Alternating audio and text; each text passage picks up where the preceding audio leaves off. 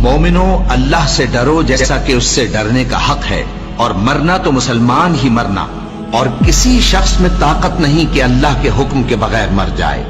اس نے موت کا وقت مقرر کر کے لکھ رکھا ہے، اور جو شخص دنیا میں اپنے اعمال کا بدلہ چاہے اس کو ہم یہی بدلہ دے دیں گے، اور جو آخرت میں طالب ثواب ہو اس کو وہاں اجر عطا کریں گے، اور ہم شکر گزاروں کو عنقریب بہت اچھا صلہ دیں گے۔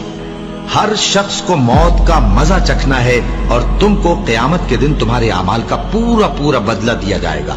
تو جو شخص دوزخ سے دور رکھا گیا اور بہشت میں داخل کیا گیا وہ مراد کو پہنچ گیا۔ اور دنیا کی زندگی تو دھوکے کا سامان ہے۔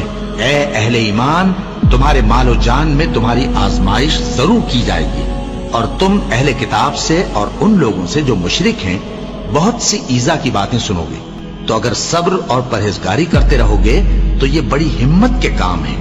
اور کاش تم ان ظالم یعنی مشرک لوگوں کو اس وقت دیکھو جب موت کی سختیوں میں مبتلا ہوں، اور فرشتے ان کی طرف ہاتھ بڑھا رہے ہوں کہ نکالو اپنی جانیں۔ آج تم کو ذلت کے عذاب کی سزا دی جائے گی، اس لیے کہ تم اللہ پر جھوٹ بولا کرتے تھے اور اس کی آیتوں سے سرکشی کرتے تھے۔ اور جیسا ہم نے تم لوگوں کو پہلی بار پیدا کیا تھا ایسا ہی آج اکیلے اکیلے تم ہمارے پاس آ گئے، اور جو مال و متاع ہم نے تمہیں عطا فرمایا تھا وہ سب اپنی پیٹھ پیچھے چھوڑ آئے، اور ہم تمہارے ساتھ تمہارے سفارشیوں کو بھی نہیں دیکھتے جن کی نسبت تم خیال کرتے تھے کہ وہ تمہارے سفارشی اور ہمارے شریک ہیں۔ آج تمہارے آپس کے سب تعلقات منقطع ہو گئے، اور جو دعوے تم کیا کرتے تھے سب جاتے رہے۔ ان فرشتوں کی قسم جو ڈوب کر کافروں کی جان کھینچ لیتے ہیں، اور ان کی جو مومنوں کی جان آسانی سے نکالتے ہیں۔ پھر جب جان گلے تک آ پہنچتی ہے اور تم اس وقت کی حالت کو دیکھا کرتے ہو، اور ہم اس مرنے والے کے تم سے بھی زیادہ نزدیک ہوتے ہیں لیکن تم کو نظر نہیں آتے۔ بس اگر تم کسی کے بس میں نہیں ہو تو اگر سچے ہو تو تم جان کو لوٹا کیوں نہیں لیتے؟ ہم نے تمہارے لیے موت کو مقرر کر دیا ہے، اور ہم اس بات سے عاجز نہیں۔ ہاں، جب جان گلے تک پہنچ جائے اور لوگ کہنے لگیں اس وقت کون جھاڑ پھونک کرنے والا ہے، اور اس جاں بلب نے سمجھا کہ اب جدائی کا وقت ہے اور پنڈلی سے پنڈلی لپٹ جائے، اس دن تجھ کو اپنے پروردگار کی طرف کھینچے چلے چلنا ہے۔ پھر ایسے مغرور نے نہ تو پیغمبر صلی اللہ علیہ وآلہ وسلم کو سچا جانا اور نہ نماز پڑھی، لیکن جھٹلایا اور منہ پھیر لیا، پھر اپنے گھر والوں کے پاس اکڑتا ہوا چل دیا۔ خرابی ہے تیری، خرابی پر خرابی ہے، پھر خرابی ہے تیری، خرابی پر خرابی ہے۔ کیا انسان یہ خیال کرتا ہے کہ اسے یوں ہی چھوڑ دیا جائے گا؟ وہ اپنے اہل و عیال ہی میں مگن رہتا تھا، وہ تو خیال کرتا تھا کہ اللہ کی طرف لوٹ کر نہ جائے گا۔ کیوں نہیں؟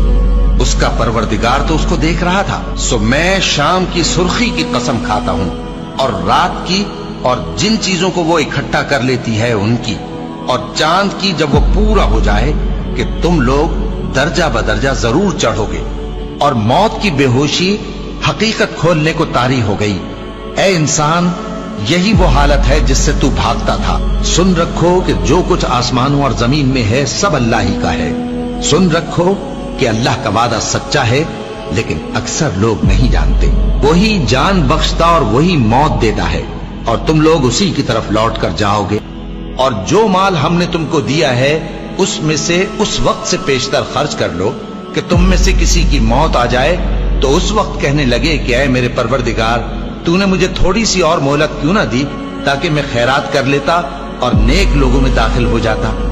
اور جب کسی کی موت آ جاتی ہے تو اللہ اس کو ہرگز مہلت نہیں دیتا، اور جو کچھ تم کرتے ہو اللہ اس سے خبردار ہے۔ اے اطمینان والی جان، اپنے پروردگار کی طرف لوٹ چل، تو اس سے راضی، وہ تجھ سے راضی۔